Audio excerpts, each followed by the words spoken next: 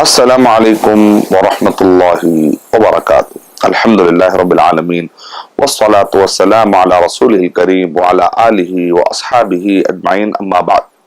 میں سب سے پہلے اللہ سبحانہ وتعالی کا شکر بجا لاتا ہوں، بے پایا درود و سلامتی ہو محمد مصطفیٰ صلی اللہ علیہ وسلم پر۔ محترم ناظرین کرام، انشاءاللہ آج ہم 20واں پارہ نمبر 20 کے بارے میں کچھ معلومات حاصل کرنے کی سعادت حاصل کریں گے۔ اگر آپ غور کریں گے اوورال تو آپ کے سامنے ایک اوور ویو آئے گا، ایک انٹروڈکشن کے طور پر کہ 20واں پارے کے شروع کے لگ بھگ 33 آیتیں سورہ نمل پر مشتمل ہے۔ سورہ نمل کا ایک کنٹینیوشن آپ کو ملے گا، جیسا کہ میں نے اس سے پہلے ایپیسوڈ میں نے آپ کو بتایا تھا کہ سورہ شعراء، سورہ نمل اور سورہ قصص یہ اسی ترتیب کے ساتھ نازل ہوئے، جو ترتیب سے آپ قرآن مجید میں دیکھ رہے ہیں، یہی ترتیب سے نازل بھی اسی ترتیب سے ہوئے۔ یعنی سورہ نمل کے بعد سورہ شعراء کے بعد سورہ نمل نازل ہوئی، سورہ نمل کے بعد سورہ قصص نازل ہوئی، اور یہ اس دور میں نازل ہوئی جبکہ نبی اکرم صلی اللہ علیہ وسلم پر اعتراضات بہت ہو رہے تھے، اور قرآن مجید کی حقانیت پر اور نبی صلی اللہ علیہ وسلم کی اثبات رسالت، یعنی نبی اکرم صلی اللہ علیہ وسلم کے رسول ماننے پر ان کو کافی شک تھا۔ تو ایسے وقت پر وہ لوگ اختلافات کر رہے تھے، نہیں مان رہے تھے، تو نبی اکرم صلی اللہ علیہ وسلم کو تسلی کی ضرورت پڑ رہی تھی، کیونکہ نبی اکرم صلی اللہ علیہ وسلم غم میں آ جا رہے تھے کہ قوم مان نہیں رہی ہے، اگر قوم نہیں مانے گی تو مرنے کے بعد پھر یہ قوم کا نقصان ہوگا، جہنم میں جائے گی۔ تو یہ جو جذبہ تھا نبی اکرم صلی اللہ علیہ وسلم کا، تسلی دیتے ہوئے اے اللہ کے نبی، آپ کی جو قوم آپ کے ساتھ جو کر رہی ہے یہ کوئی نئی بات نہیں ہے، اس سے پہلے یہ نبی دیکھیں، آپ یہ نبی دیکھیں، نبیوں کا سلسلہ سورہ شعراء میں، سورہ نمل میں، سورہ قصص میں نبیوں کا ذکر کثرت سے پایا جاتا ہے، اور آیات کونیہ بھی بتائے گئے ہیں، ساتھ ساتھ میں توحید اور رسالت آخرت کا اہتمام بھی کیا جا رہا ہے، شاید کہ آدمی سمجھ سکے اللہ کا تعارف، مرنے کے بعد کے زندگی کا تعارف ہو سکتا ہے کہ تعارف ہونے کے بعد آدمی رجوع کرے۔ تو سورہ نمل میں آپ جانتے ہیں نبیوں کے قصوں کے بعد اللہ سبحانہ وتعالیٰ نے توحید رسالت آخرت کے ذریعے سے سورہ نمل کا اختتام فرمایا، اور 33 آیتیں سورہ نمل کی ہمیں 20ویں پارے کے شروع میں ملتی ہیں، اور جو تعلیمات بتائی گئی ہیں وہ ہے توحید ربوبیت، یعنی اللہ تعالیٰ کے کام، اللہ سبحانہ وتعالیٰ کے نام، صفتیں اور کام، اس کو بنیاد بنا کر اللہ نے مطالبہ کیا ہے توحید الوہیت کا، ایک اللہ کی عبادت کا۔ اور ایک آیت جو 19ویں پارے کے آخری میں ہے، اس کا بڑا گہرا تعلق ہے، وہ ہے بسم اللہ الرحمن الرحیم وقل الحمد للہ وسلام علی عبادہ الذین اصطفی اللہ خیر اما یشرکون۔ آگے اللہ تعالیٰ بتا رہے ہیں کائنات کون پیدا کیے، آسمان کون پیدا کیے، یہ آسمان سے بارش کون نازل کر رہے ہیں۔ اگر وہی بارش کرنے والے کی عبادت کرو تو بات سمجھ میں آ رہی ہے، پھر اس کی عبادت کیوں نہیں کرتے؟ امن خلق السماوات والارض وانزل لكم من السماء ماء فأنبتنا به حدائق ذات بهجة ما كان لكم أن تنبتوا شجرها أإله مع الله بل هم قوم يعدلون۔ دیکھیں اللہ تعالیٰ کتنے پیار بھرے انداز میں سمجھا رہے ہیں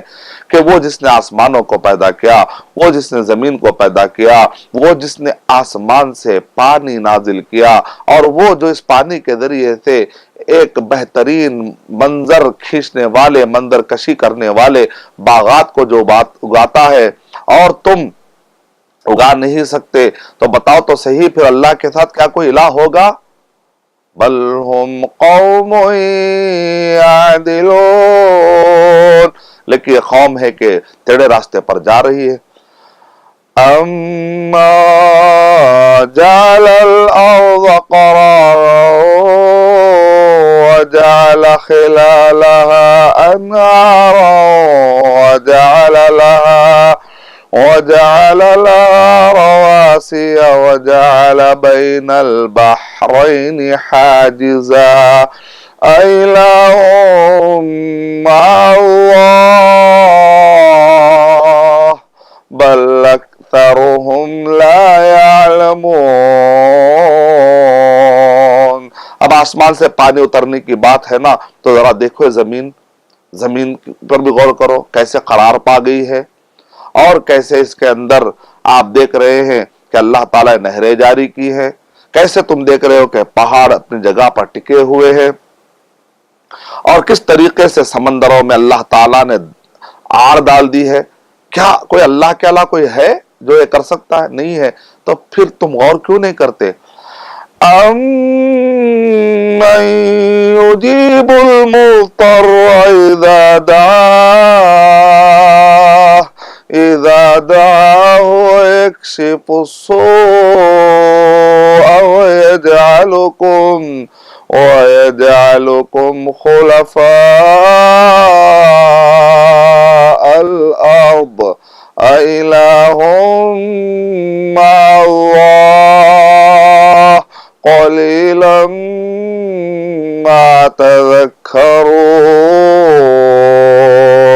مجبور کی دعاؤں کو کون سنتا ہے؟ کون ہے جو مجبور کی دعاؤں کا جواب دیتا ہے؟ جبکہ مجبور پکارتا ہے یا اللہ، وَيَكْشِفُ السُّوءَ، اور وہ کون ہے جو لوگوں کی مصیبتوں کو دور کرتا ہے، اور کون ہے جو زمین کے اندر تمہیں خلفاء بناتا ہے؟ کیا اللہ کے علاوہ کوئی ہے؟ بہت کم تم نصیحت حاصل کرتے ہو۔ تو اللہ سبحانہ وتعالیٰ کتنے پیارے انداز میں سمجھا رہے، اگر کوئی آدمی ذریع سی بھی اپنی عقل کی توانائیوں کو یوز کرے گا، وہ شرک کی دلدل میں نہیں پھنسے گا، وہ نبیوں کے باتوں کا انکار نہیں کرے گا۔ أَمَّن يَهْدِيكُمْ فِي ظُلُمَاتِ الْبَرِّ وَالْبَحْرِ، حالانکہ اللہ سبحانہ وتعالیٰ کہہ رہے کہ یہ جو بحر و بر کی تاریکیوں میں آخر کون ہے جو تم کو راستہ بناتا ہے؟ اس طریقے سے قرآن مجید کی آیتیں ہمیں بلاتی ہے غور و فکر کرنے پر۔ پھر ان آیتوں کے بعد چند آیتیں آپ کو ملتی ہیں کہ کس طریقے سے اللہ کے نبی کے اور رسولوں کی باتوں کو جھٹلاتے ہیں، اور اس کے بعد آخرت کا منظر ہے۔ اس طریقے سے سورہ نمل بہترین اسباق کے ساتھ ختم ہوتی ہے۔ اس کے بعد سورہ قصص ہے، سورہ نمبر 28، سورہ شورا سورہ نمبر 26، سورہ نمل سورہ نمبر 27 اور سورہ قصص سورہ نمبر 28۔ ڈھیر سارے واقعات جو ہم کو بتائے گئے ہیں۔ سورہ قصص سورہ نمبر 28 میں آپ دیکھیں گے کہ سورہ قصص کے اندر جو انداز سے گفتگو شروع ہوتی ہے، بڑے اٹریکٹو انداز میں کہ ایک عام آدمی کو دلچسپی کے ساتھ اگر سمجھایا جائے تو جو نقشہ کھینچا گیا ہے، جو پیرائے میں سمجھا گیا ہے، ایسا نہیں کہ قرآن مجید کا اسلوب بور کرتا ہو، ایسی بات نہیں۔ پڑھتا ہے تو قاری کو اپنی طرف جذب کر لیتا ہے۔ دیکھیں آپ کیسا منظر، سورہ قصص شروع ہوتا ہے تو اللہ سبحانہ وتعالیٰ کہہ رہے ہیں کہ وقت آ گیا ہے کہ اب ہم کمزوروں کو غالب کر دے قوت والوں پر۔ وہ لوگ جو قوت پا کر تکبر مبتلا ہوتے ہیں، اور فرعون اپنی تکبری کے جوانی پر آ چکا تھا، ان فوان شباب پر تھا، ایسے وقت پر اللہ سبحانہ وتعالیٰ نے موسیٰ علیہ السلام کو پیدا کیا۔ دیکھا آپ نے کس طریقے سے پریزنٹ کیا جا رہا ہے، یعنی ایک جہاں پہ ظلم ہو رہا ہے قریے میں، اور وہاں پر ایک نبی کو بھیجا جا رہا ہے تاکہ وہ ظالم ان کے ہاتھ کو پکڑ سکے اور مظلوموں کو ان کی مظلومیت سے باہر نکال سکے۔ دیکھا آپ نے کیسے پہرائے میں گفتگو ہو رہی ہے۔ موسیٰ علیہ السلام جب پیدا ہوتے ہیں تو فرعون کوشش کرتا ہے کہ اس وقت پر جتنے بچے پیدا ہوں، جوتشیوں کی باتوں میں آ کر، نجومیوں کی باتوں میں آ کر وہ کہتا ہے کہ سب کو قتل کر دیا جائے، لیکن جسے اللہ رکھے اسے کون چکھے والا مسئلہ ہے۔ اور فرعون کیا کرتا ہے؟ سب بچوں کو قتل کروانے کی کوشش کرتا ہے، لیکن آخر میں ایک ماں اپنے بچے کو صندوق میں ڈال کر پانی کے حوالے کر دیتی ہے، اور پھر وہ صندوق آہستہ آہستہ تھپیڑے مارتے ہوئے فرعون کے دربار کو آ کر لگتا ہے۔ یہ قصے آپ کو قرآن مجید میں کئی جگہ پر اللہ سبحانہ و تعالیٰ نے الگ الگ پیرائیں بتائے ہیں۔ فرعون کی بیوی، وہ اس کو بچے کی بڑی خواہش ہوتی ہے، اچانک دیکھتے ہیں کہ صندوق میں بچہ ہے، فرعون سے کہتی ہے کہ اس بچے کو لے لیں گے، اور اللہ سبحانہ و تعالیٰ نے اس طریقے سے کائنات کا نظم بنایا ہے کہ وہ ظالم اسی بچے کو، جس بچے کے خاطر سب کو مارنے کے ہدایت دیتا ہے، آخر اسی بچے کو وہ پالنا شروع کر دیتا ہے۔ اسی لئے کہتے ہیں جب اللہ سبحانہ و تعالیٰ ارادہ کر لیتے ہیں تو فرعون کے دربار میں موسیٰ پلتے ہیں، یعنی ایک ظالم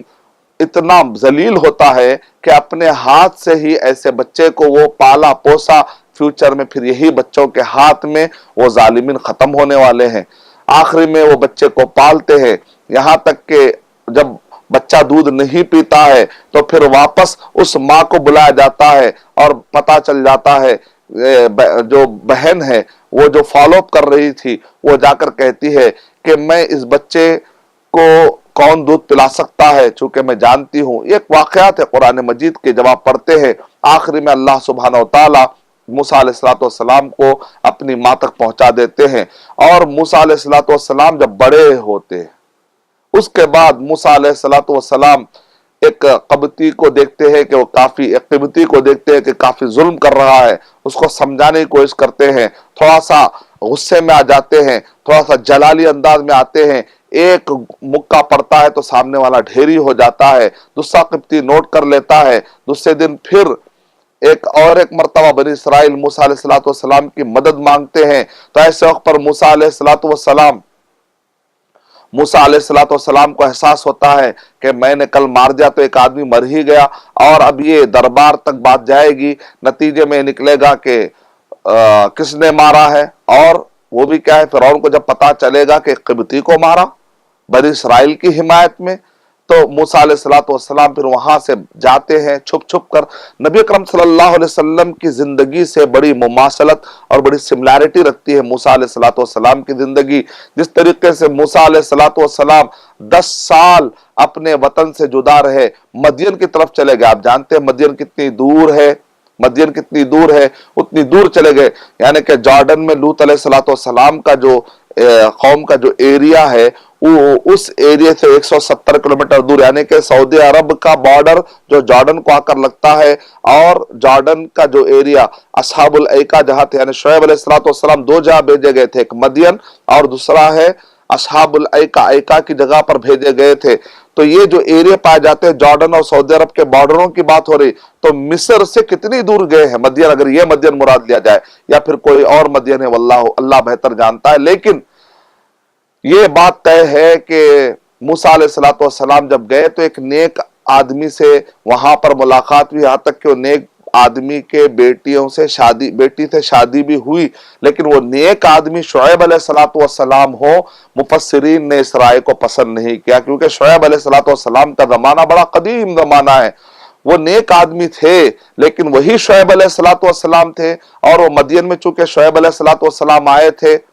تو اب وہ کون سا مدین ہے، قرآن مجید میں مدین کا ذکر ہے، مدین ہے مان لیں گے، اور پھر لیکن شعیب علیہ السلام اس مدین کے، وہ مدین والے شعیب علیہ السلام وہاں پر تھے، اس پر مفسرین نے، محققین نے اس کو قبول نہیں کیا، کہتے ہیں کہ بہت بہت قدیم زمانے میں شعیب علیہ السلام آ چکے تھے، موسیٰ علیہ السلام کے زمانے میں وہ شعیب علیہ السلام جن کا ذکر قرآن مجید میں ہے وہ تو نہیں تھا۔ بہرحال مدین گئے،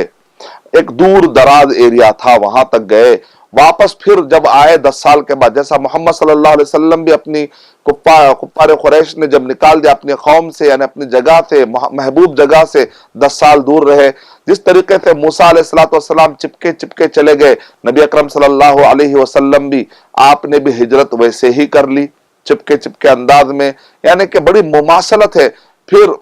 موسیٰ علیہ السلام کو اللہ سبحانہ و تعالیٰ نے کہا جاؤ جا کر فرعون کو سمجھاؤ، موسیٰ علیہ السلام کہتے ہیں افصح منی، کہ میرا بھائی تو مجھ سے بھی زیادہ فصیح ہے، زیادہ بات کر سکتا ہے۔ یہ کتنی بڑی مہربانی ہے کہ ایک بھائی ذریعہ بن رہا ہے دوسرے بھائی کی نبوت کے لیے، فضیلت مل گئی ایک بھائی کو، لیکن آج ہمارا ایک بھائی دوسرے بھائی کو برداشت نہیں کرتا،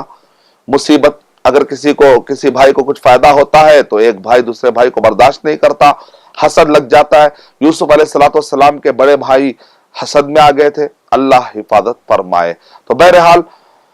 یہاں پر ایک بھائی سفارش کرے تو دوسرے بھائی کو بھی ماشاءاللہ نبوت کی فضیلت مل گئی، الحمدللہ۔ دونوں کو اللہ سبحانہ تعالیٰ نے کہا کہ جاؤ، میں سنوں گا، میں تمہارے ساتھ ہوں۔ موسیٰ علیہ السلام واپس آتے ہیں، اور جو لکڑی ہے اور اسی طریقے سے ہاتھ میں روشنی آ جانا، یہ کوئی بیماری کی وجہ سے نہیں تھا، بلکہ اللہ سبحانہ تعالیٰ کی طرف سے انعام و اکرام تھا، یہ ایک معجزے والی بات تھی۔ بہرحال فرعون کے پاس آتے ہیں، فرعون بات کا انکار کر دیتا ہے، جادوگروں کا قصہ ہوتا ہے، یہاں تک کہ فرعون مقابلے کے لیے ٹھہرنے کی کوشش کرتا ہے۔ آپ دیکھ رہے غور کر رہے ہیں، یہاں پر ابھی تک بھی تورات نازل ہونے کا کوئی ذکر نہیں،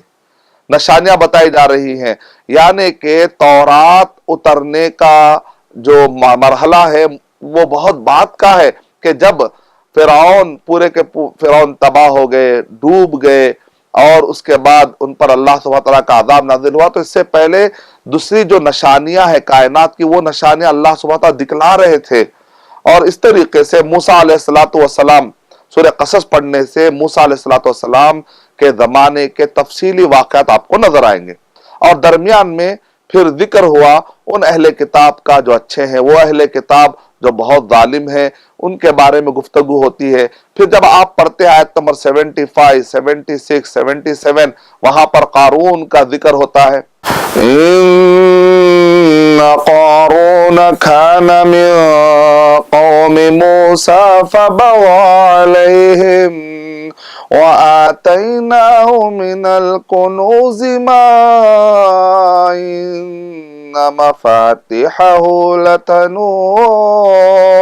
لتنوء بالعصبة أولي القوة إذ قال له قومه لا تفرح ان اللہ لا يحب الفرحین۔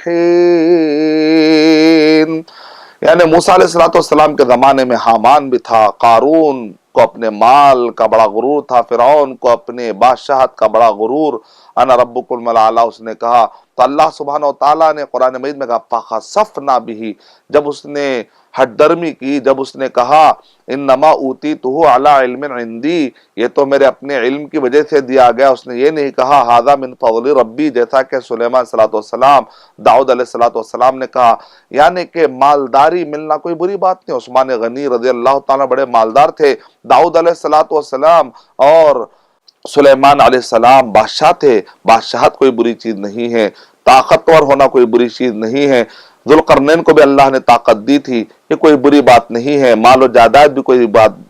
بری بات نہیں ہے، لیکن بادشاہت کے ساتھ جب غرور آ جاتا ہے، اللہ کو بندہ بھول جاتا ہے، تو فرعون کی بادشاہت غلط،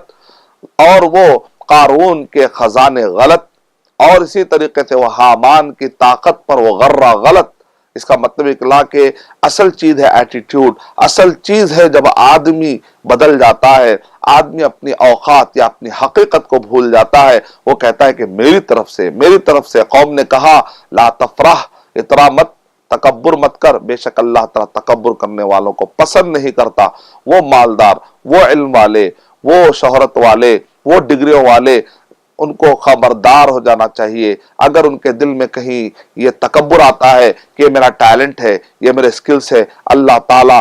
کو دیر نہیں لگتی کہ دماغ کی رگیں ڈھیلی ہو جائے، لہذا تکبر میں نہیں ہونا چاہیے، آدمی کو ہمیشہ نارمل ہونا چاہیے، اور کہنا چاہیے سب اللہ سبحانہ تعالیٰ، اللہ نے مجھے دیا، میں نے کیا، ایسا نہیں ہونا، اللہ نے مجھے توفیق دی تو میں نے کیا، اللہ نے مجھے توفیق دی تو میں نے کیا، اس طریقے سے تعارف ہونا چاہیے۔ آخری میں یہ ہوا کہ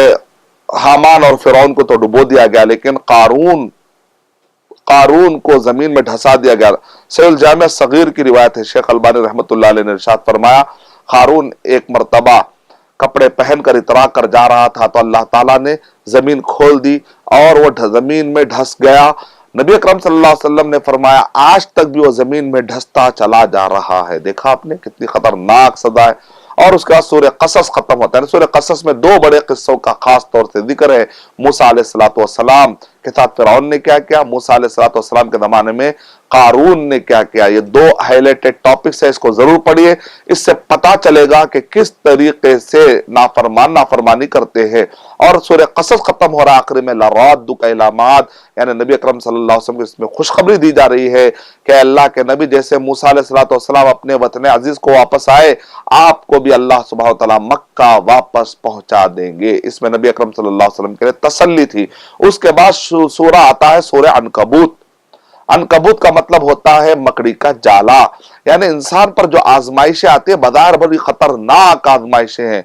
ایسا سمجھ میں آتا ہے ادھر سے آزمائش، ادھر سے آزمائش، ادھر سے آزمائش۔ اب جو دیندار ہوتا ہے تو اللہ سبحانہ تعالیٰ کی طرف سے آزمائشیں ہوتی ہے، اگر وہ بد دین ہوتا ہے تو وہ آزمائش نہیں، وہ مصیبت عذاب ہوتی ہے۔ تو لہذا آدمی کو ہمیشہ احتساب کرنا چاہیے کہ کہیں یہ مصیبت عذاب نہ بن جائے۔ اگر مصیبت آزمائش ہے تو بڑی اچھی بات ہے، لیکن اس کے اندر بھی اے اللہ تو ثابت قدم رکھ، اے اللہ تم کو ایسی آزمائش میں نہ ڈال جس کو ہم اٹھا نہ سکے، یہ دعائیں بھی کرتے رہنے چاہیے۔